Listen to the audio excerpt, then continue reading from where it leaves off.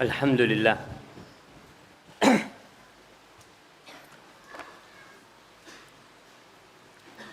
Alladzi waffaqana li ta'atihi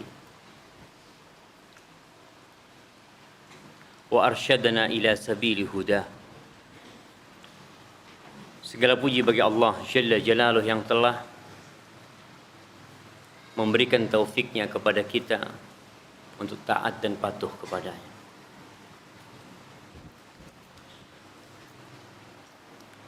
Dan menunjukkan kepada kita jalan-jalan hidayah menuju kepadanya. Allahumma salli wa sallim ala sayyidina Muhammadin wa ala alihi wa ashabihi ajma'in. Ya Allah, semoga salawatmu, salam berkah dan nikmatmu senantiasa kau curahkan untuk hamba kekasihmu, untuk baginda Nabi kita Muhammad alaihi salatu wassalam, dan untuk keluarga beliau, untuk istri-istri beliau, untuk putra-putri beliau, dan untuk seluruh sahabat Nabi, yang terutama untuk Abu Bakar As-Siddiq, untuk Umar bin Khattab, untuk Uthman bin Affan, dan untuk Ali bin Abi Thalib radhiyallahu ta'ala anhum ajma'in. Amma ba'd.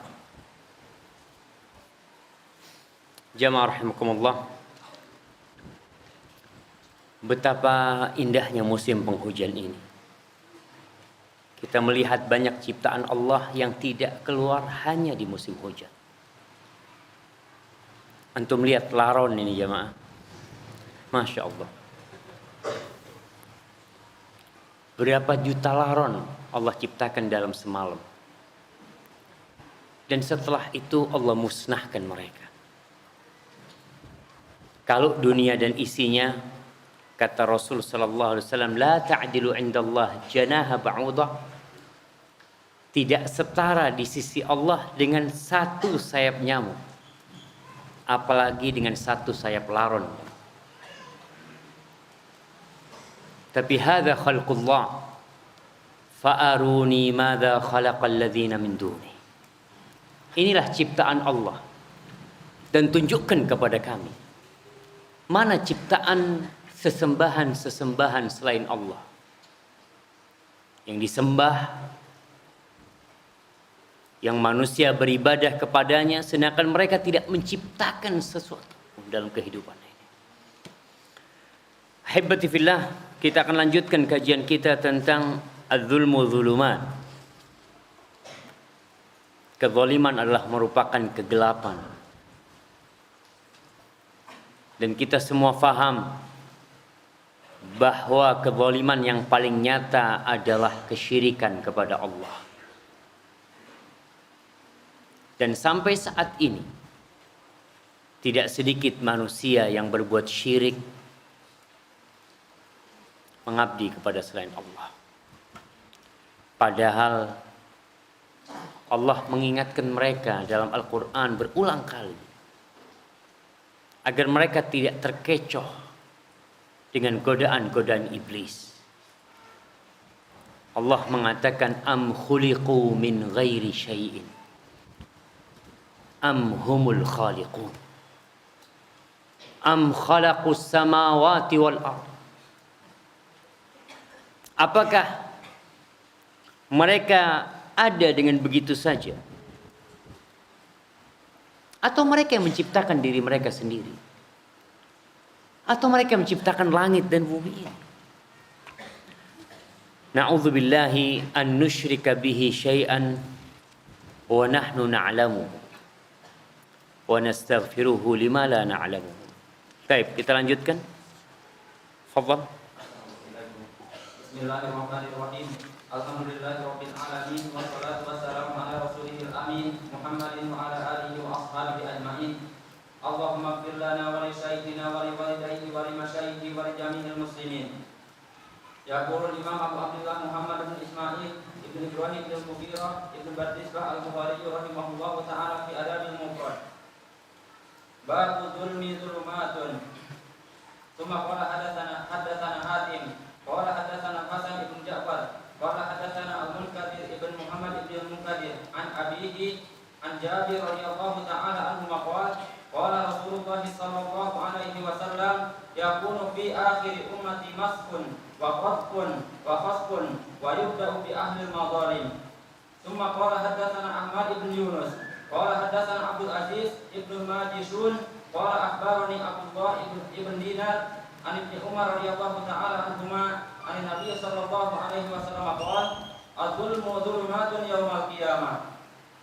ثم قال حدثنا مسدد وإسحاق قال حدثنا معاذ قال حدثني أبي عن قتادة عن أبي المتوكل الناجي عن أبي سعيد رضي الله تعالى عنه عن رسول الله صلى الله عليه وسلم قال إذا خلص المؤمنون من النار حبسوا في قنطرة بين الجنة والنار فيتقاصون مظالم بينهم في الدنيا حتى إذا نقفوا وغضبوا أذن لهم بدخول الجنة فوالذي نفس محمد بيده لأحدهم بمنزله أدل منه في الدنيا. Hasbuk. Jamaah rahimakumullah.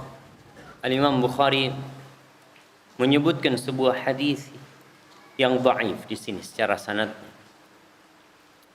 Beliau mengatakan haddatsana Hatim, dan disebutkan oleh para ulama Hatim hadza la yu'raf, tidak dikenal Hatim ini. Qala haddatsana Al-Hasan ibn Ja'far, dia berkata telah mengajarkan kepada kami Al-Munkadir bin Muhammad bin Al-Munkadir dari ayahnya dari Jabir bin Abdullah Al-Ansari radhiyallahu taala anhu, dia mengatakan qala Rasulullah sallallahu alaihi wasallam yakunu fi akhir ummati maskhun, akan terjadi kelak di akhir umatku maskhun wa khasfun wa qadhfun wa khasfun. Maskhun ini taghyir surah, dirubahnya rupanya dirubah, seperti yang Allah telah lakukan kepada Bani Israel. Kalau nggak salah tadi imam kita membacakannya di rakaat kedua tentang bagaimana Bani Israel yang mereka dilarang untuk berburu ikan di hari Sabtu, tapi akhirnya mereka membuat suatu hilah, suatu siasat, tipu daya. Mereka pasang jaring di hari Jumat, ikan-ikan itu ketika Sabtu pada datang ke tepian, dan tatkala air surut ikan itu tidak bisa balik ke lautan. Dan Bani Israel tidak menangkapnya pada hari Sabtu. Pada hari Jumat mereka menangkap ikan-ikan itu.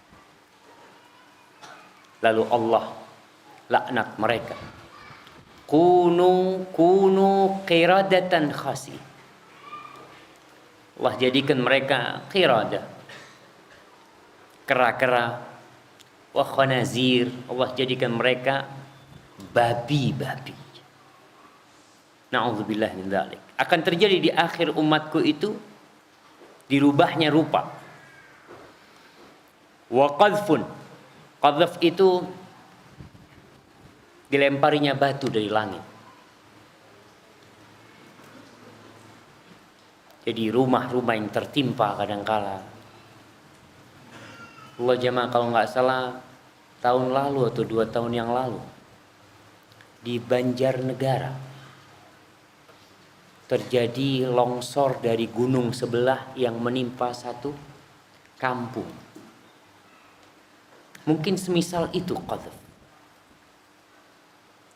Itu kampung itu jauh dari gunung itu, tapi bongkahan gunung itu menimpa satu kampung yang sedang mengadakan walimah kalau nggak salah. Mati. Wa khasfun, khasfun itu terbelahnya bumi, kemudian ditelannya orang-orang yang di atasnya bersama rumah dan bersama harta yang mereka miliki.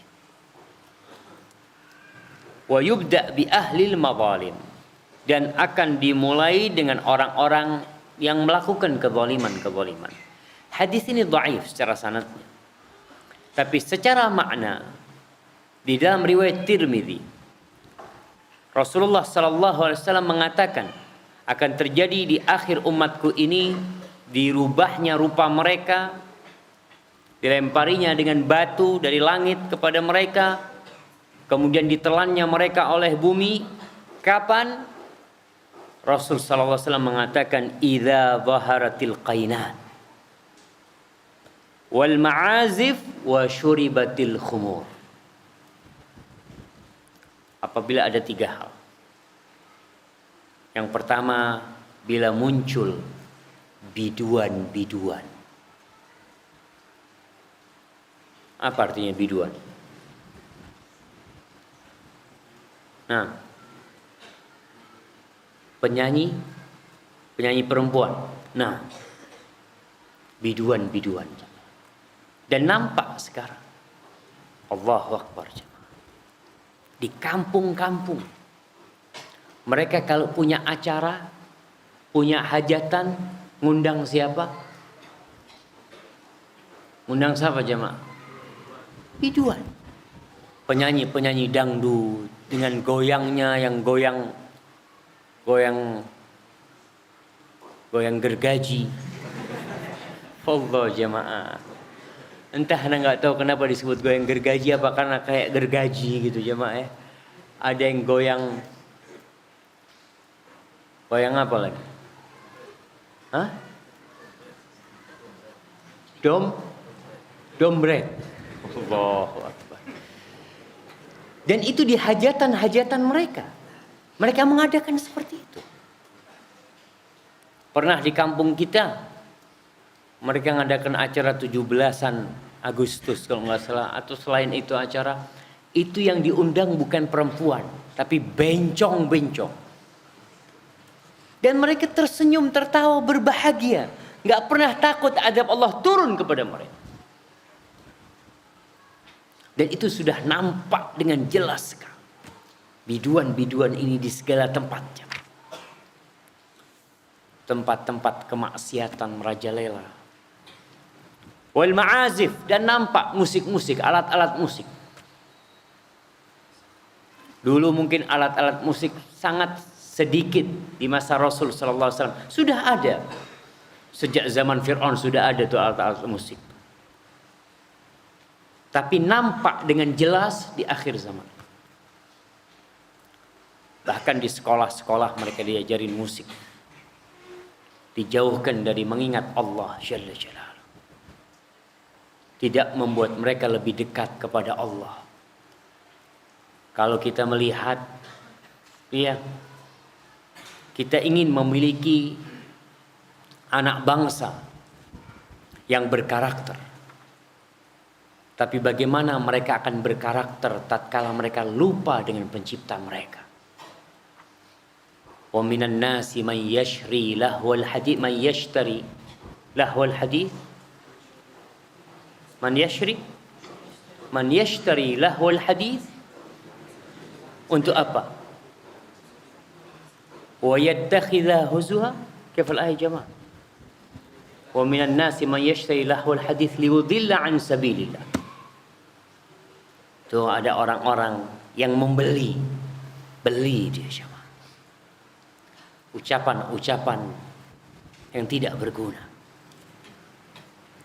Sebutkan oleh Abdullah bin Mas'ud, yang dimaksud adalah al-ghina, lagu-lagu itu. Apabila nampak yang pertama adalah biduan-biduan, alat-alat musik, dan yang ketiga wasyuribatil khumur, dan minuman-minuman keras diminum dengan nyata ya. Di masa Rasul sallallahu alaihi wasallam sempat orang-orang minum khamr dengan nyata. Bahkan mereka sholat dalam kondisi mabuk sebelum larangan itu turun. Kemudian berhenti sehingga sahabat-sahabat Nabi menuangkan khamr yang ada di tangan mereka. Kota Madinah pun sempat banjir khamr. Selesai masa jahiliyah dengan khamr, selesai. Tapi nanti akan datang satu masa yang khamr kembali diminum. Dan entah jamaah ya,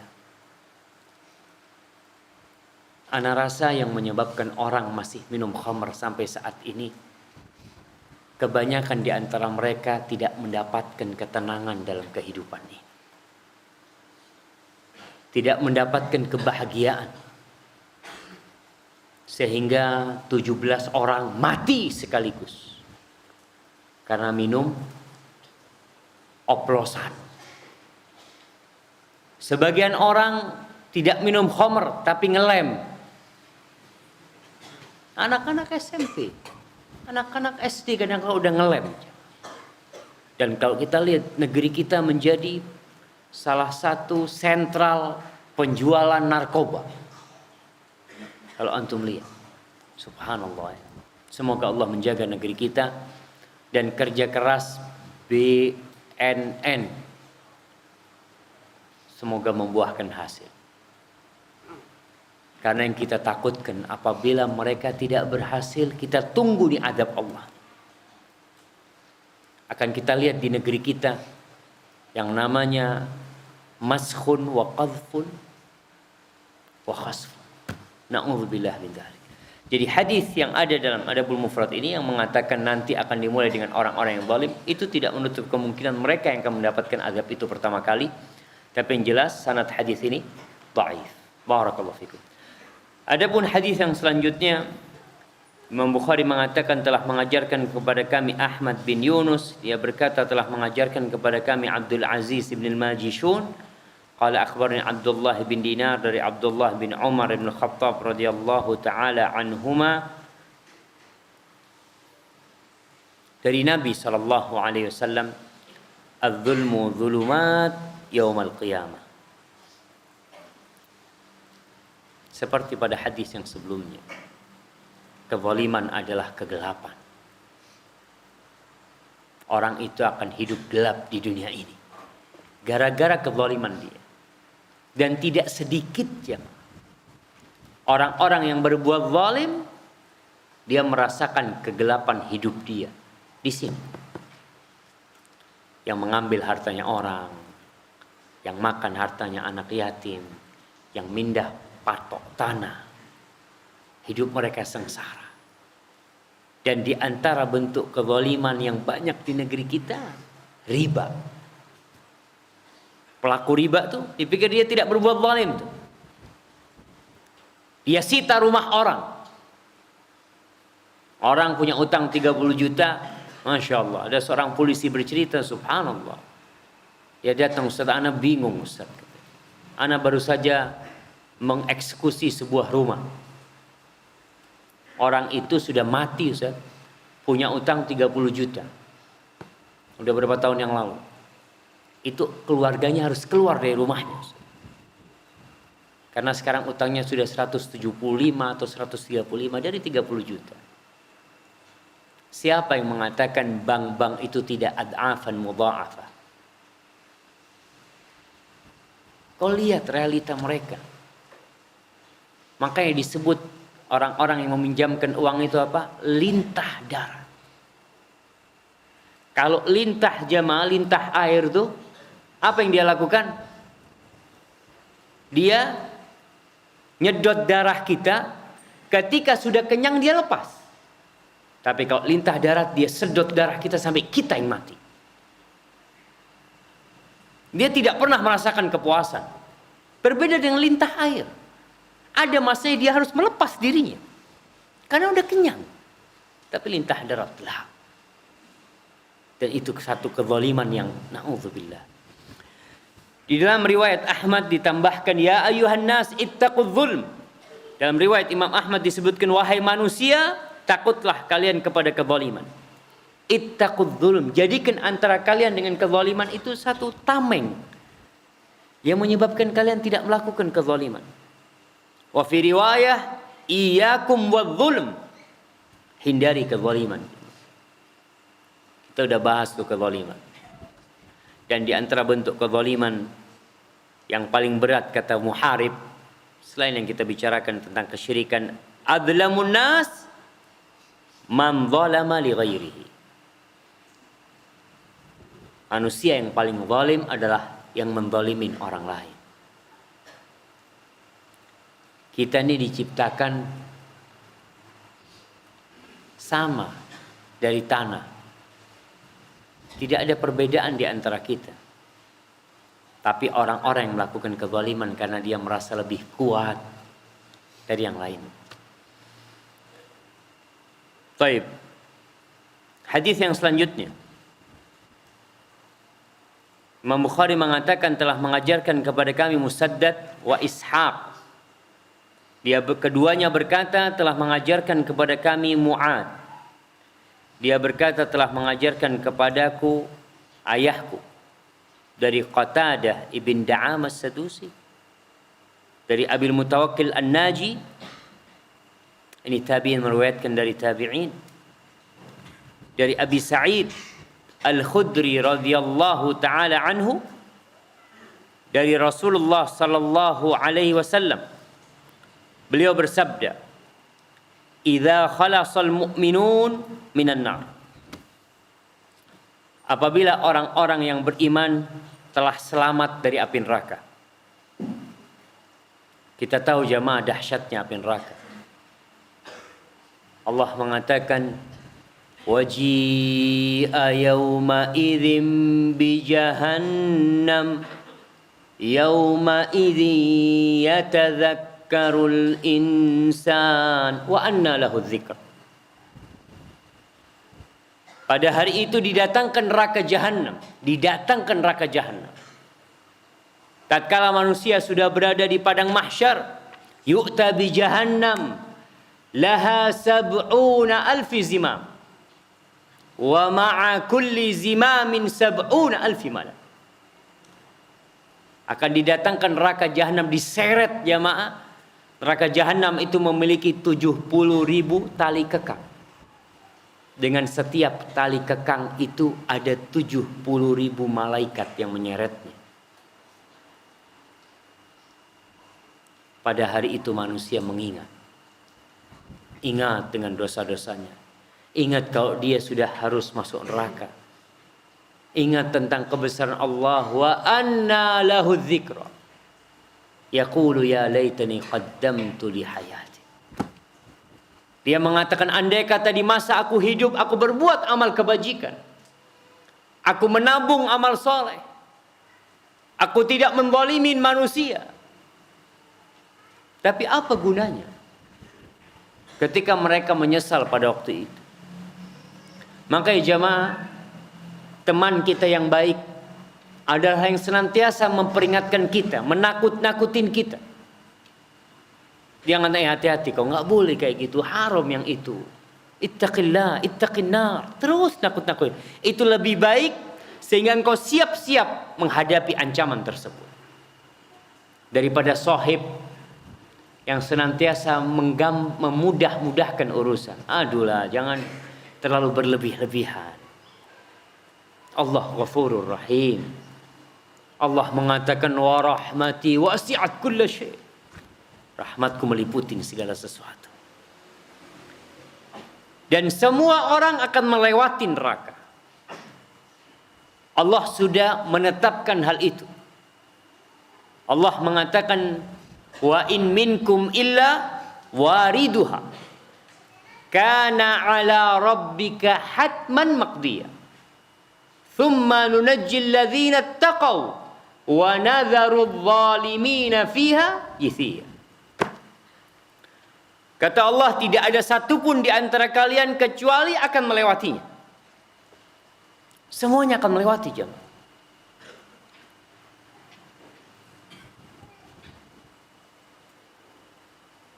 Thumma nunajjil ladzina taqaw.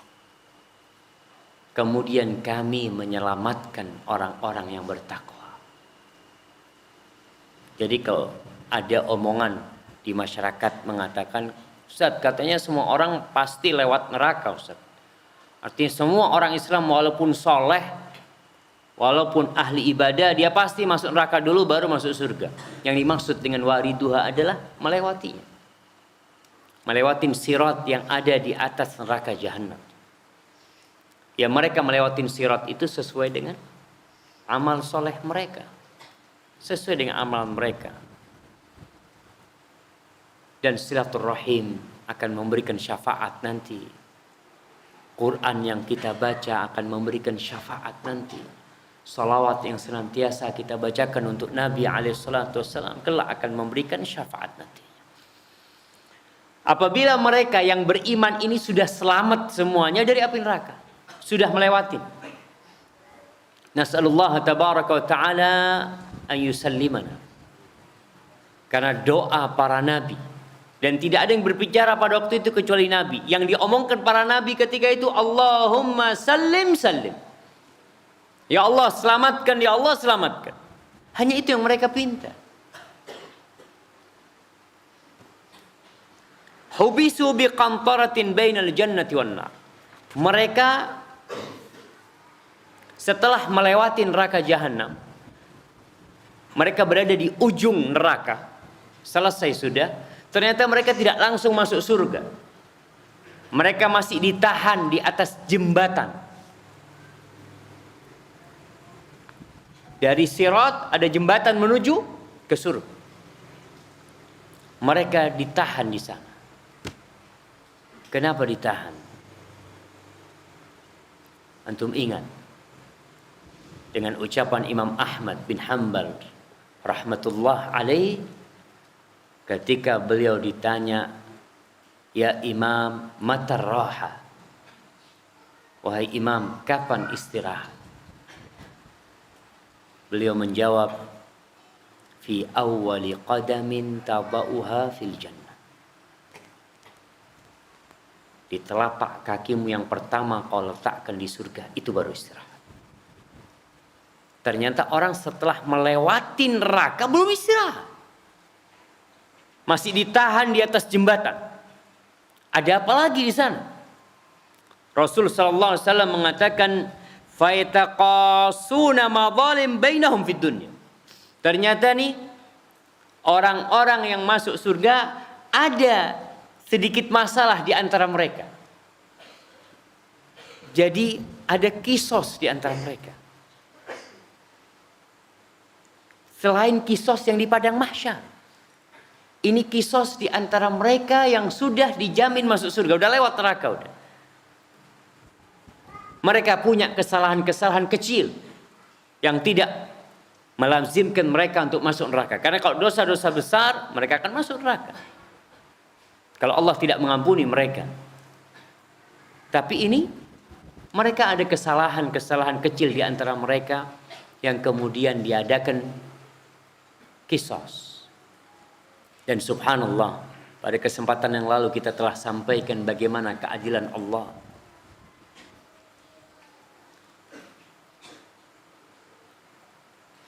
Kata Nabi SAW, hatta idza nuqqu wa hudhibu. Sampai ketika mereka dibersihkan dan disucikan. Nggak ada lagi dosanya sudah. Di hati mereka tidak ada lagi rasa dengki. Karena ingat, orang-orang tidak akan masuk surga kecuali rasa dengki di hati mereka. Rasa sakit hati di antara mereka telah dicabut. Allah mengatakan, wa naza'na ma fi sudurihim min ghillin ikhwanan ala sururin mutaqabilin. Wa naza'na,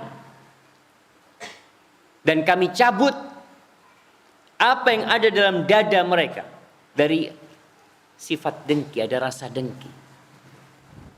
Oleh karena itu kenapa ada sebagian ulama yang mengatakan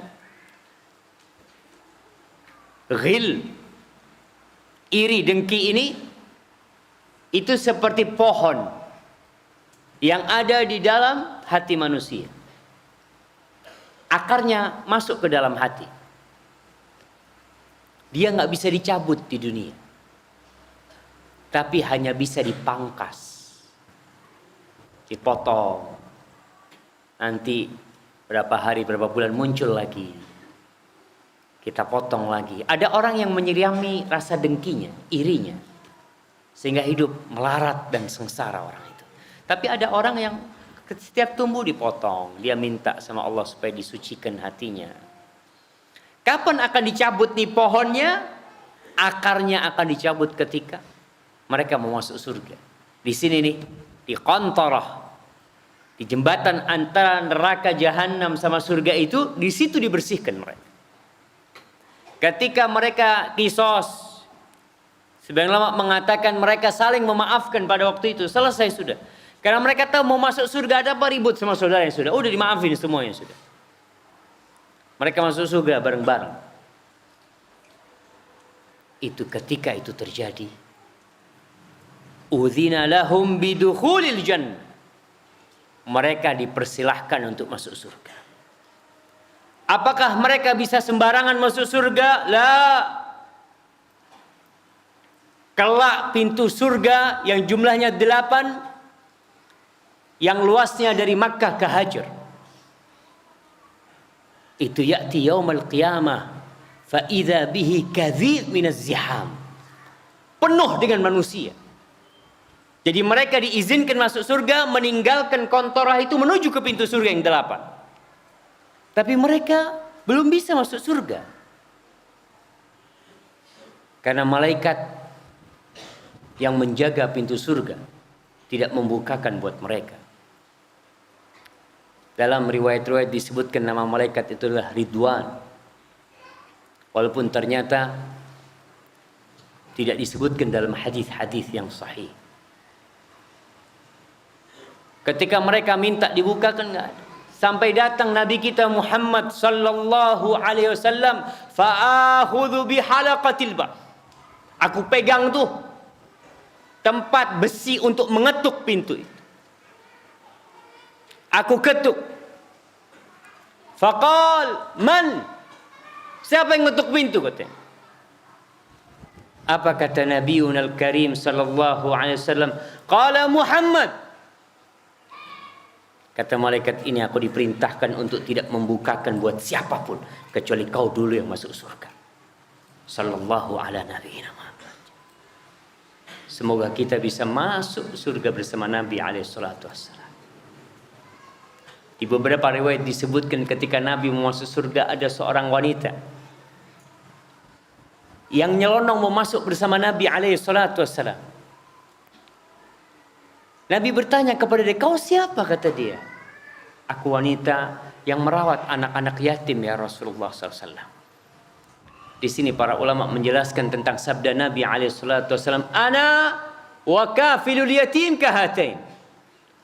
Aku bersama orang yang merawat anak yatim seperti ini kelak. Mereka akan bersama Nabi alaihi salatu wassalam. Fawalladhi nafsu Muhammadin biyadihi la ahaduhum bimanzilihi adallu minhu fid dunya. Demi yang jiwa Muhammad berada di tangannya, salah seorang di antara mereka atau setiap orang di antara mereka lebih tahu dengan rumahnya daripada rumah dia di dunia. Orang menjelaskan, kalau kalian pulang atau berangkat sholat Jumat, kalian berangkat sholat Jumat rame, habis gitu kalian pulang, dan setiap orang tahu dengan rumah. Begitu pula dengan rumah dia di surga. Allah menjelaskan, sayahdihim wa yuslihu balahum wa yudkhiluhumul jannata arrafaha lahum. Mereka akan masuk surga yang mereka udah tahu. Jadi jamaah, kalau orang itu masuk ke rumah mewah tapi nggak tahu di mana toiletnya, di mana tempat makannya, kamarnya ada berapa, di mana ruang tamunya, dia harus cari tahu. Tapi mereka nih masuk surga lebih tahu dengan rumah mereka di dunia daripada rumah mereka di surga. Mereka lebih mengerti dengan rumah mereka di surga, jemaah. Ini salah satu karunia Allah Jalla Jalaluhu kepada orang-orang yang beriman, jemaah. Dan tentunya yang akan menghalangi sebagian orang untuk masuk surga, padahal banyak amal soleh dia, adalah kezaliman yang dia lakukan. Dan kita lihat pembersihan manusia dari kezaliman itu terjadi 2 kali pada hari itu. Yang pertama di padang mahsyar, yang kedua di atas kontorah antara neraka sama pintu surga. Barakallahu fikum. Jamaah, ana rasa cukup sampai di sini. Kalau kiranya ada pertanyaan.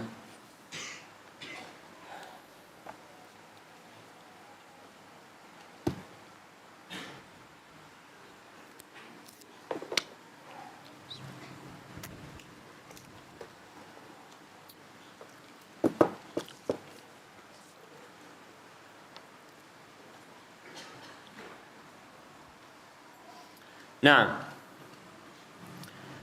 apakah doa makbul ketika dizalimi? Seseorang bisa kita gunakan untuk mendoakan untuk kebaikan diri sendiri, atau hanya makbul untuk orang yang menzalimi kita saja? Paham maksudnya jemaah? Dia dizalimi oleh fulan, lalu dia berdoa, ya Allah aku minta mobil ya Allah. Dia nggak minta supaya yang menzalimi itu mendapatkan azab. Wallahu a'lam bishawab. Tapi dalam hadis-hadis itu yang disebutkan oleh Nabi SAW kepada Mu'ad bin Jabal, ittaqi da'watil mazlum. Artinya kau Mu'ad, takutlah kepada doanya orang yang dizalimi. Artinya kita yang berbuat zalim disuruh takut kepada doanya orang yang kita zalimi. Fa innahu laisa bainaha wa bainallah hijab. Karena doa itu tidak ada antara dia dengan Allah hijab. Jadi dari hadis itu bisa dipahami bahwasanya doa dia kepada orang yang menzalimi. Tapi kalau dia umpamanya mau mendoakan kebaikan, fadhal. Buat orang yang menzalimi. Disebutkan dalam beberapa buku kisah Abdullah bin Mas'ud radhiyallahu taala anhu ketika dicopet duitnya di pasar. Dia mau bayar, duitnya nggak ada. Orang-orang pada melaknat pencuri itu. Kata Allahu ya dasarik, mulai dipotong tuh tangannya orang yang mencuri itu. Apa kata Abdullah bin Mas'ud? Allahumma in kana akhadaha an hajah fabarik lahu fi. Ya Allah, kalau orang itu memang ngambil karena keperluan dia, berilah barokah di dia yang diambil itu. Wa in kana akhadaha an fisq atau an jurm. Kalau dia ngambilnya itu karena memang dia suka melakukan dosa, maka jadikan ini pencurian terakhir dia. Barakallahu fikum.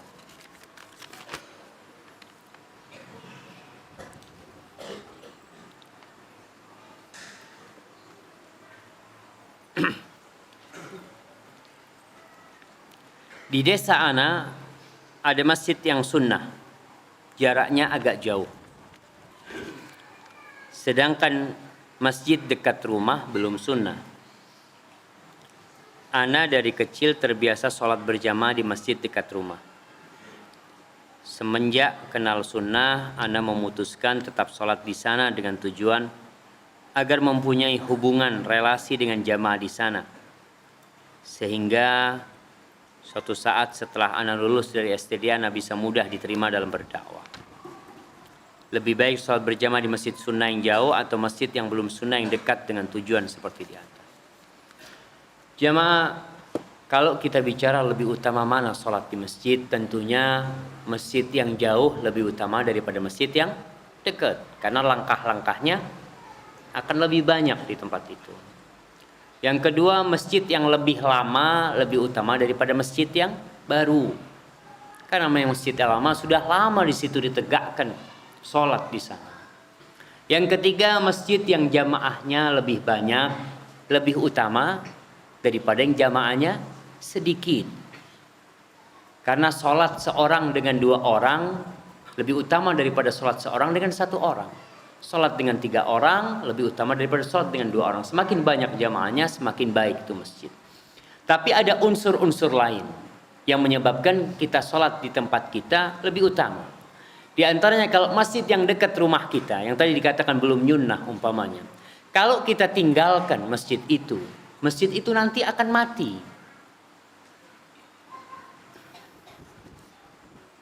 Di beberapa tempat, masjid itu kalau sholat zuhur nggak ada yang sholat. Tutup. Di beberapa kampung itu. Sampai kita pernah sholat di Jakarta itu cari kuncinya masjid. Kata kenapa? Kata dia nggak ada orang laki, bapak, kata dia. Orang lakinya pada kerja semua. Jadi kampung itu kalau siang nggak ada orang laki. Jadi kalau umpamanya kau sholat di masjid yang jauh menyebabkan masjid yang dekat itu mati, maka kita seharusnya menghidupkan masjid yang ada. Kalau tujuan kau tadi untuk berdakwah, ya tetap kita jaga hubungan, kita sholat di sana, jaga hubungan baik dengan mereka. Sekali-kali kita datang ke masjid yang jauh, yang sunnah sana untuk bertemu dengan saudara-saudara kita, ana rasa itu baik. Barakallahu fiik.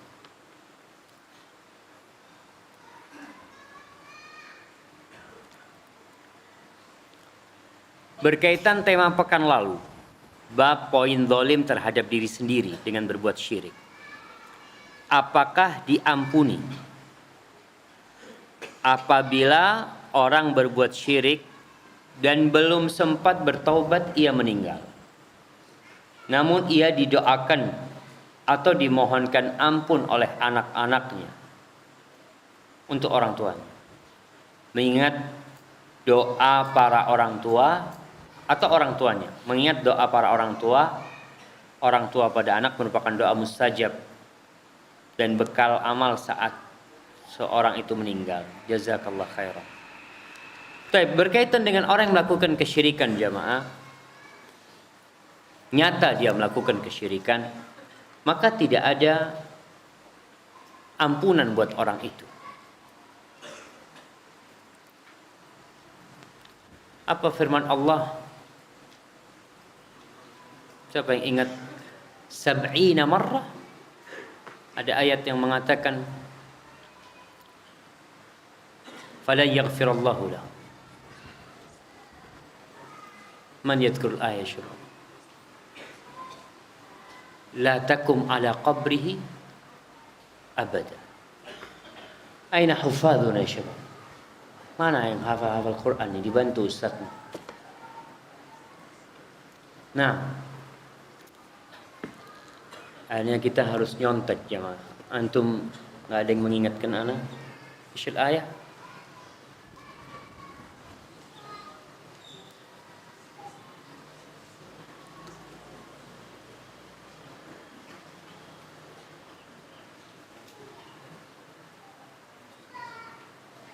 Nah, Allah mengatakan istaghfir lahum aw la tastaghfir lahum. In tastaghfir lahum 70 marrah falan yaghfirallahu lahum. Dzalika bi annahum kafaru billahi wa rasulihi wallahu la yahdil qaumal fasiqin. Di surat Taubah. Ini kepada orang-orang munafikin, kepada orang yang melakukan kesyirikan, kepada orang yang melakukan kekufuran, istaghfir lahum. Kau minta ampun buat mereka atau kau tidak minta ampun buat mereka. Engkau kalau minta ampun buat mereka 70 kali, Allah tidak akan ngampunin dosa-dosa mereka. Kenapa? Dzalika bi annahum kafaru billahi wa rasulih. Itu karena mereka melakukan kekufuran, kufur kepada Allah dan Rasulnya. Jadi orang-orang yang melakukan kesyirikan, kita nggak boleh doakan mereka. Nggak boleh kita doakan mereka. Ustaz, mudah-mudahan diampunilah. Orang yang mati dalam kondisi kafir sudah selesai. Dalam kondisi melakukan kesyirikan sudah selesai. Itu kalau kita tahu memang dia melakukan kesyirikan. Maka seorang anak tidak boleh mendoakan orang tuanya sebagaimana orang tua tidak mendoakan anaknya melakukan kesyirikan. Hadza wallahu a'lam bissawab.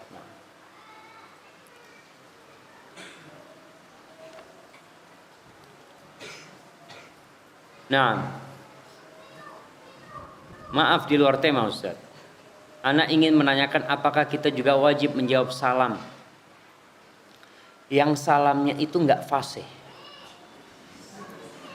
Seperti yang mungkin biasa kita dengar sebagian orang mengatakan Assalamualaikum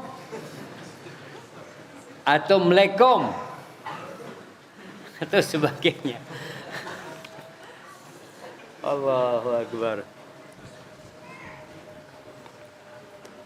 Iya jemaah, ini perlu diluruskan sebenarnya. Karena assalam itu nama dari nama-nama Allah.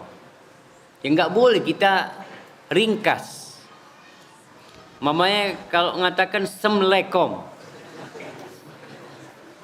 dia mungkin ingin mengatakan Assalamualaikum, yakin anak. Cuma mungkin nggak terbiasa. Ya antum jawablah atas niat dia. Insyaallah niat dia itu Assalamualaikum, mungkin karena lidahnya nggak fasih tadi. Kadangkala kalau kita mengatakan Assalamualaikum, apa jawabannya? Hah? Salam gitu dia, salam doang dia. Kadangkala ikum dia jawabannya. Nah, ya kita perlu. Kenapa ini terjadi? Karena mereka orang-orang yang jarang salam. Kalau dia salam dalam sholatnya, insya Allah sahih.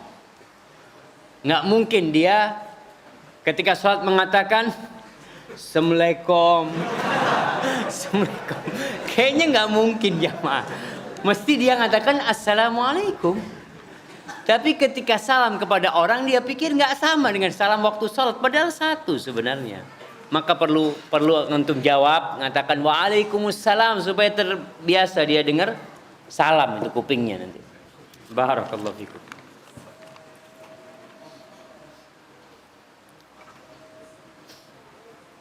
Ustadz, bagaimana cara menghilangkan sifat buruk pada diri kita? Sering kita berusaha untuk menghilangkannya, namun tetap saja sifat itu kembali. Bagaimana cara mengatasinya? Jadi cara yang pertama untuk menghilangkan sifat buruk itu adalah berdoa.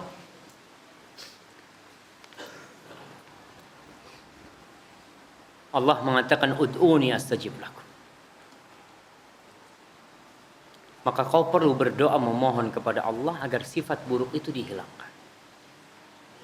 Di antara doa yang dibaca oleh Nabi SAW, beliau mengatakan Allahumma hdini li ahsanil akhlaq la yahdi li ahsaniha illa anta wasrif anni sayyi'al akhlaq la yasrifu anni sayyi'aha illa anta. Doa Nabi juga Allahumma ati nafsi taqwaha wa zakkiha anta khairu man zakkaha anta waliyuha maulah. Yang kedua, berjuang, berusaha. Al-ilmu bit-ta'allum wal-hilmu bit-tahallum. Ilmu itu dengan belajar. Kau lihat orang-orang yang awalnya tidak bisa main bola, tapi lama-kelamaan dia pandai main bola. Karena dia berlatih. Sebagian orang yang kurus badannya atau yang gemuk badannya, kemudian dia berusaha sekuat tenaga, diet yang gemuk tahu-tahu jadi kurus. Yang kurus tahu-tahu jadi perkasa. Kenapa? Karena dia berlatih. Ada sesuatu yang dia lakukan. Kemudian yang ketiga, sahib, teman, lingkungan. Kadangkala kau kembali kepada sifat buruk itu karena kau kembali kepada lingkungan yang membuat engkau berlaku buruk. Maka perlu kita berdoa, berusaha, dan jangan putus asa. Jangan mengatakan aku kayaknya nggak mungkin berubah. Kau bisa berubah atas bantuan Allah Jalla Jalla. Barakallahu fikum. Assalamualaikum Ustaz. Semoga Ustaz selalu sehat dan semangat. Amin. Waalaikumsalam. Saya mau bertanya, Ustaz, apabila dosa syirik dapat menghapus seluruh pahala, bagaimana dengan dosa besar yang lainnya seperti zina, khamr dan lain-lainnya? Taib jemaah, berkaitan dengan zina, masih ada harapan untuk diampuni. Khamr, minum khamr, ada sebuah ancaman, sholatnya 40 hari tidak diterima. Mereka yang minum khamr, yang terus minum khamr seperti itu. Artinya memang ada dosa-dosa yang bisa menghapuskan amalan kita. Tapi syirik itu menghapuskan semua amalan kita. Gugur semua amalan kita. Itu hanya dosa syirik. Allah mengatakan yang bisa menggugurkan semua amalan kita, ya. Syirik besar. Allah mengatakan la in asyrakta la yahbatanna amalu wa la takunanna minal khasirin. Andai kata engkau melakukan kesyirikan, maka semua amalanmu akan gugur dan kau akan menjadi orang-orang yang merugi. Allah mengatakan wa qadimna ila ma amilu min amalin faj'alnahu haba'an manthura. Amal mereka seperti debu yang berterbangan karena mereka melakukan kesyirikan. Maka syirik ini satu-satunya dosa yang na'udzubillah min dzalik, ya.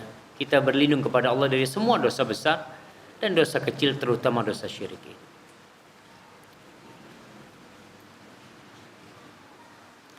Ustaz, apa benar Ibnu Taimiyah pernah berkata, "Man takallama bi lughatin ghairil arabiyyah li ghairi hajah fa huwa munafiq."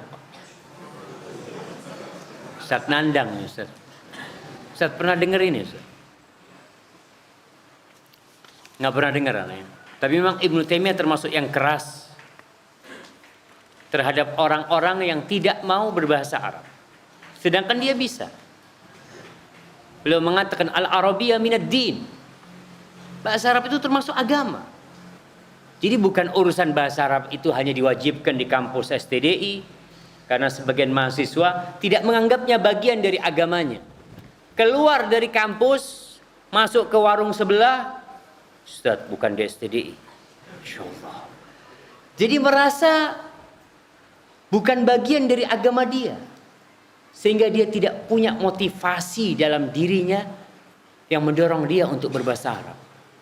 Seharusnya ini yang ditumbuhkan di diri antum semua. Kenapa kau berbahasa Arab? Ini bagian dari agama aku. Quran berbahasa Arab. Hadis-hadis Nabi berbahasa Arab. Dan Nabi mengajarkan kepada para sahabatnya pakai bahasa Arab. Kenapa aku nggak berbahasa Arab? Maka jadikan itu bagian dari agama kalian. Sehingga nggak perlu lagi jasus. Antum sama jasus, Masya Allah, suudzon. Lihat orang lewat, langsung.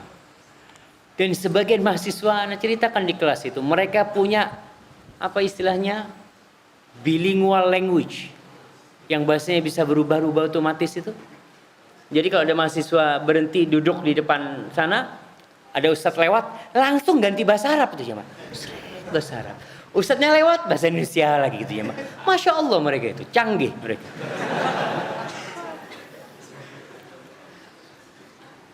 Nah, apakah termasuk kezaliman mahasiswa yang menggunakan barang orang lain tanpa seizin dan dikembalikan dalam jangka waktu yang lama? Berkaitan dengan urusan sama sohib. Kalau kau tahu sohibmu mengizinkan kau menggunakan sandalnya, ma'ruf Ustaz, pakai sandalnya nggak apa-apa Ustaz. Jadi itu sudah jadi uruf di STDI, nggak masalah. Tapi jangan antum nginep sama sandal itu. Pakai sandalnya sampai nginep.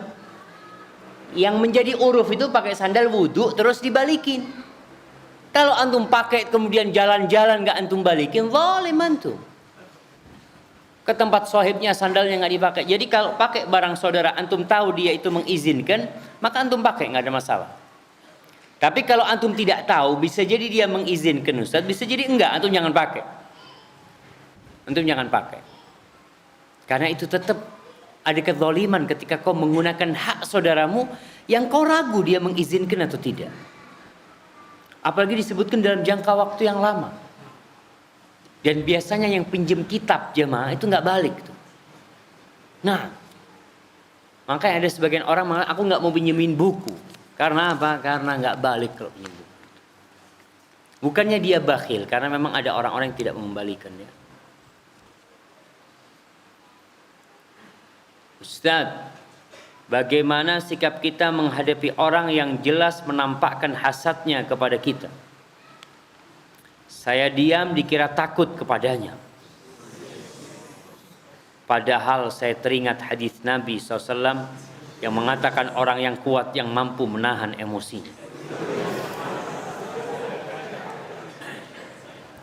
Subhanallah jemaah.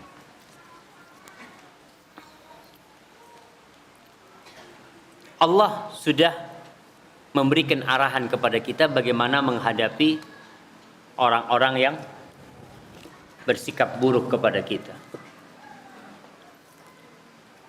Apa kata Allah? Idfa' billati hiya ahsan. Balaslah dengan yang lebih baik. Jadi bukan hanya menahan emosi. Iya. Menahan emosi itu adalah langkah pertamanya. Makanya Allah mengatakan ketika menyebutkan orang-orang yang bertakwa, apa sifat mereka? Wal kadhiminal ghaidh.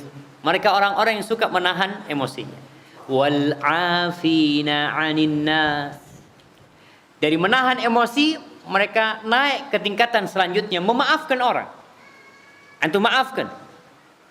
Tambah lagi nih, wallahu yuhibbul muhsinin. Allah cinta kepada orang yang suka berbuat baik. Antum bukan hanya memaafkan, tapi malah membalas dengan kebaikan. Jadi kalau tadi ada orang yang hasud, melawan orang yang hasad ini adalah dengan cara tidak meladeninya.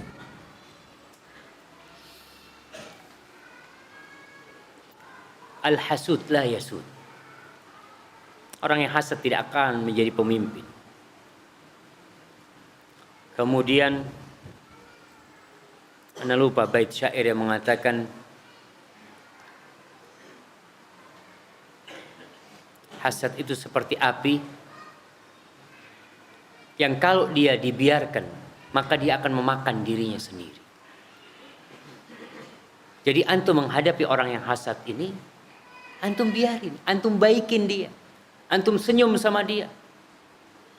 Dia tambah marah kepada antum, antum tambah baik sama dia. Apa yang akan terjadi? Dia akan malu sendiri. Dan hasad itu tidak membahayakan engkau, membahayakan diri dia sendiri. Apalagi kau sudah punya ilmu nih tadi. Salah satu yang membuat kita berubah itu ilmu. Ilmu orang yang tadi bertanya ini bermanfaat insya Allah. Karena dia menahan emosinya bukan karena takut, karena dia tahu bahwasanya laisa syadid bisur'ah. Orang yang perkasa yang disebut jawar itu bukan yang selalu menang dalam perkelahian, enggak. Tapi yang dapat menahan emosinya. Itu ilmu bermanfaat jemaah. Tapi kalau antum tahu hadis itu tapi masih emosinya tinggi, tahu ayat penghuni surga itu wal kadhiminal ghaidz, antum masih saja tidak menahan emosi antum, maka hati-hati. Bisa jadi ilmu yang antum pelajari termasuk ilmu la yanfa'. Ilmu yang tidak bermanfaat. Kasar masih orangnya. Belajar arif tapi tetap kasar. Maka hati-hati, ilmu kita enggak bermanfaat nanti. Hadza wallahu a'lam bissawab. Ana rasa cukup sampai di sini jamaah. Subhanakallahumma wa bihamdika asyhadu an la ilaha illa anta astaghfiruka wa atubu ilaik. Wassalamualaikum warahmatullahi wabarakatuh.